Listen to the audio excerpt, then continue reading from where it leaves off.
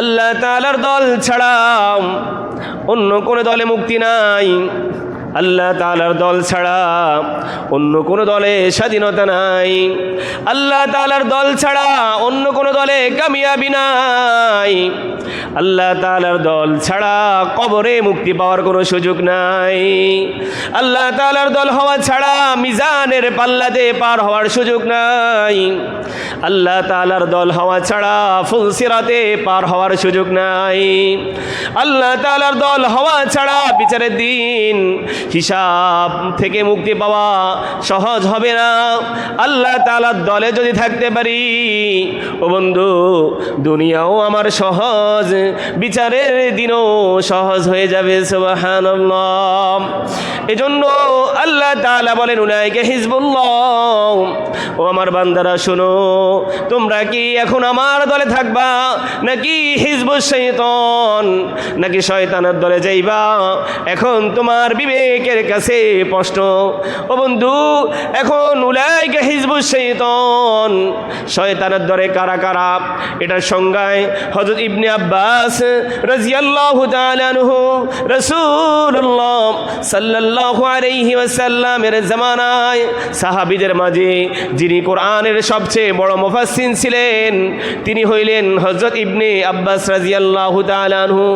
ইবনে আব্বাস রাদিয়াল্লাহু তাআলা আনহু ব্যাখ্যা করেন শয়তানের দল কারা কারা।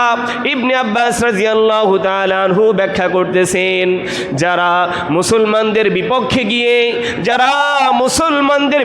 গিয়ে শয়তানের দলে কাফেরদের দলে হয়ে মুসলমানদের বিপক্ষে যুদ্ধ করে, এরা হইল শয়তানের দল, এরা হইল কাফেরের দল। ও বন্ধু, আজকে আমরা দেখি পৃথিবীর জমিনে আল্লাহ তাআলার দলকে, মুসলমান জাতিকে পৃথিবীর জমিন থেকে উৎখাত করে দেওয়ার জন্য সমস্ত কাফের মুশরিকগণ এক হয়ে একসাথে এক বাক্যে পৃথিবীর এই জমিন থেকে মুসলমানদেরকে উৎখাত করে দেওয়ার জন্য সকলে এক হয়ে কাজ করতেছে কিনা? আরে কথা বলে না, কাজ করে কিনা? এরা কি আল্লাহর দল না এরা শয়তানের দল? আওয়াজ করে বলেন কার দল? শয়তানের দল। ইবনে আব্বাস রাদিয়াল্লাহু তাআলা আনহু ব্যাখ্যা করেন যে মুসলমানদের বিপক্ষে গিয়ে কাফেরদের পক্ষ নিয়ে যে মুসলমানদের সাথে যুদ্ধ করবে, এরা হইল শয়তানের দল, এরা হইল জাহান্নামী দল। না বলি নাউযুবিল্লাহ। শয়তানকে আল্লাহ রাব্বুল আলামিন শয়তান কেন বানিয়েছেন? ইতিহাস কম বেশ আমরা শুনতে এখানে আসছি। আল্লাহ রাব্বুল আলামিন মাটির তৈরি মানুষ তৈরি করলেন। আল্লাহ তাআলা আদম সফিউল্লাহকে তৈরি করলেন। আল্লাহ তাআলা আদম সফিউল্লাহকে তৈরি করে আল্লাহ তাআলা ফেরেশতাদের উদ্দেশ্যে বলতেছেন, ওয়াইদ কুল্লা লিল মালাইকাতি ইসজুদু লিআদম ফাসাজাদু ইল্লা ইবলিস। আল্লাহ তাআলা ফেরেশতাদেরকে বলতেছেন, ও ফেরেশতারা, আমার আদম সফিউল্লাহকে সিজদা করো, আমার আদমকে সিজদা করো। ও বন্ধু, আল্লাহর আদেশ সমস্ত ফেরেশতা কুল গ্রহণ করেছে, একজন ব্যতীত সে কে? আওয়াজ করে বলেন সে কে? ঘুমাইলে তো চলবে না, জুমার দিন ঘুমাইলে তো চলবে না। একজন সিজদা করে নাই, সে কে? ইবলিস। আল্লাহ তাআলা বলেন ইল্লা ইবলিস।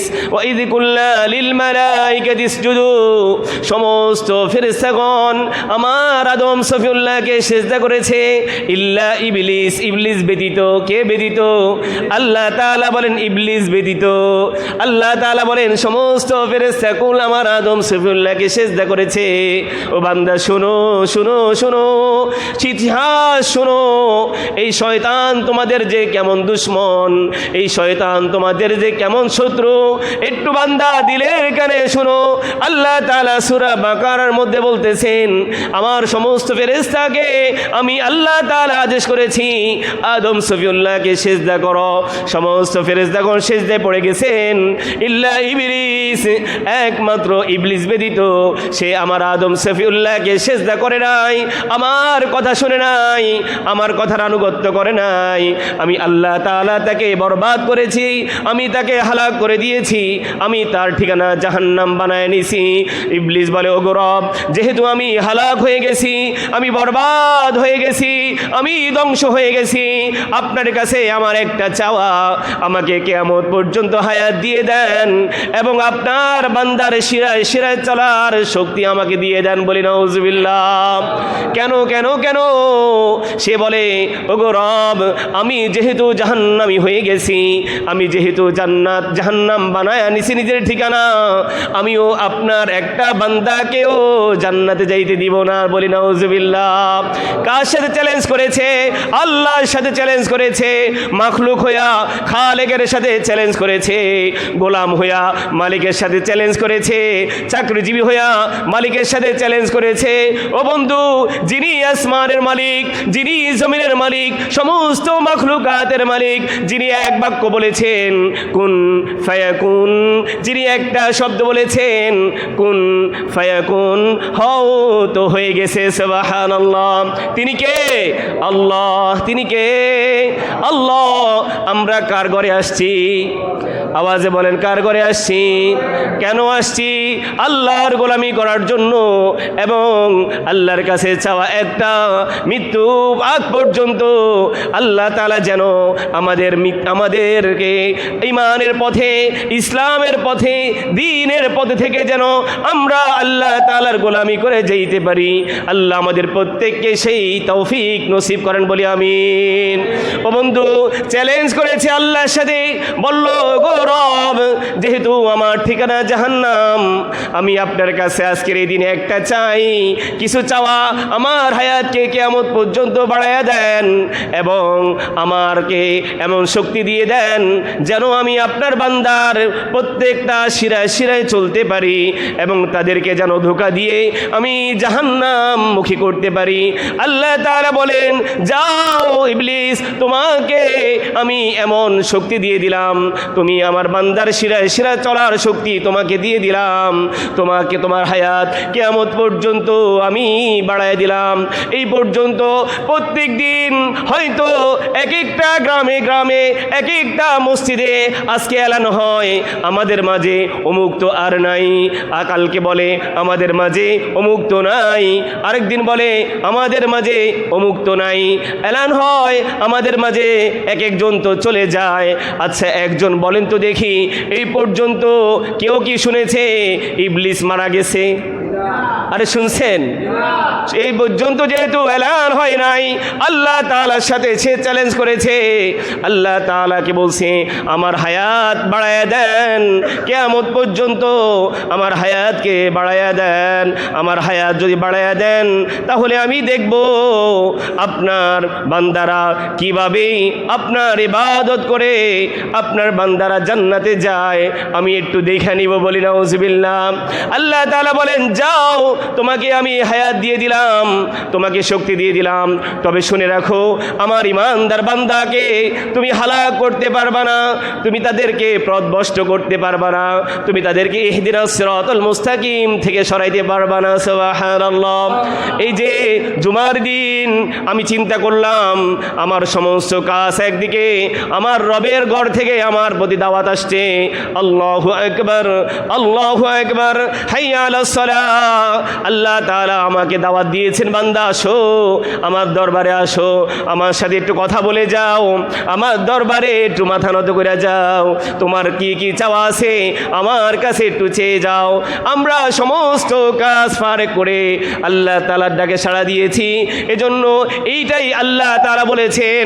আল্লাহ তাআলা সূরা বনী ইসরাঈলের 64 নম্বর আয়াতে আল্লাহ তাআলা বলেন, ওয়াস্তাফজিস মান ইসতাতা মিনহুম বিসাউতিকা ওয়াজলিব আলাইহিম বিখাইলিকা ওয়ারজুলিকা ওয়াশারিকুহুম ফিল আমওয়ালি ওয়াল আওলাদি ওয়াইদুহুম ওয়ামা ইয়াইদুহুমুশ শাইতানু ইল্লা গুরুরা। আল্লাহ তাআলা বলেন, যাও ওই শয়তান, যাও যাও যাও, তুমি তোমার আওয়াজ দ্বারা আমার বান্দাকে ধোঁকা দাও। ওই শয়তান, যাও, তুমি তোমার পদাতিক বাহিনী দ্বারা আমার ইমানদার বান্দাকে ধোঁকা দাও। ওই শয়তান, যাও, তোমার অশ্বারোহী বাহিনীর দ্বারা আমার বান্দাকে ধোঁকা দাও, যাও তোমার আওয়াজ দ্বারা ধোঁকা দাও, যাও তাদের মালের সাথে তুমি শরীক হয়ে যাও, তাদের সন্তানের সাথে তুমি শরীক হয়ে যাও। আল্লাহ তাআলা বলেন এই সূরা বনী ইসরাঈলের 64 নম্বর আয়াতে আল্লাহ তাআলা বলেন, যাও চেষ্টা করে দেখো আমার বান্দাকে তুমি ধোঁকা দিতে পারো কিনা। তবে জেনে রাখো আমার বান্দার জন্য আমি আল্লাহ তাআলা চতুর্দিক, তুমি তাদের সামনের দিক থেকে ধোঁকা দিবা, তুমি তাদের পিছন দিক থেকে ধোঁকা দিবা, তুমি তাদের ডান দিক থেকে ধোঁকা দিবা, তুমি তাদের বাম দিক থেকে ধোঁকা দিবা। তবে জেনে রাখো আমার বান্দা যখন আমার দরবারে আইসা আমার কাছে মাথা নত করবে আর দুহাত তুলে আমার কাছে ক্ষমা চাইবে, আমি আমার বান্দার পিছনের সমস্ত গুনাহগুলো মাফ করে দিব। সুবহানাল্লাহ। ইন্নাহু কানা গফফারা, আল্লাহ রাব্বুল আলামিন গফফার গফুর আর রহমানির রহিম, আল্লাহ তাআলা দয়াবান, আল্লাহ তাআলা রহমান রহিম। যতই গুনাহ করি ও বন্ধু বলেন তো, এই যে আমার গুনার খবর তো আমি জানি, আমার গুনাহ পৃথিবীর কেউ আমার কোনো কেউ মাখলুকাত না জানুক, আমার গুনার কথা কেউ না জানুক, কিন্তু আমার কি কি গুনাহ আমি তো জানি। তারপরও দেখেন আল্লাহ রাব্বুল আলামিন আমাকে রিজিক দান করতেছেন। সুবহানাল্লাহ। এমন এক মালিকের গোলামি করি, যদি ওনার গোলামি নাও করি এই জমিনে উনি বান্দাকে রিজিক ছাড়া রাখেন না। সুবহানাল্লাহ। মালিকের কথা না শুনলে, একদিন না শুনলে, দুই দিন না শুনলে মালিক কি বলবে, তোমাকে আমি প্রথম দিন ওয়ার্নিং দিলাম, দ্বিতীয় দিন ওয়ার্নিং দিলাম, এক সপ্তাহ ওয়ার্নিং দিলাম, তোমাকে 1 মাস সুযোগ দিলাম, তুমি যদি আমার কোম্পানির নিয়ম ভঙ্গ করো, আমার কথার পরিপ্রেক্ষিতে তুমি চলো, তো তোমাকে আমি আজকে দেখছি, দ্বিতীয়বার আর দেখবো না, 1 সপ্তাহ দেখছি তো দ্বিতীয় সপ্তাহ আর দেখবো না, 1 মাস দেখছি তো দ্বিতীয় মাস আর দেখবো না। কি বলে কি না? আরে বলে কি না? তাহলে যে রব আমাকে বানিয়েছেন এত সুন্দর নিয়ামত দিয়ে, এই জবান যার নাই তাকে জিজ্ঞাসা করেন এই জবান কত বড় নিয়ামত, এই চোখ কত বড় নিয়ামত, যার নাই তাকে জিজ্ঞাসা করেন। আল্লাহকে পাইতে হইলে কোন অন্য কিছুর দিকে তাকাইতে হবে না, নিজের দিকে তাকান, তো আল্লাহ তাআলাকে চিনা সহজ হয়ে যাবে।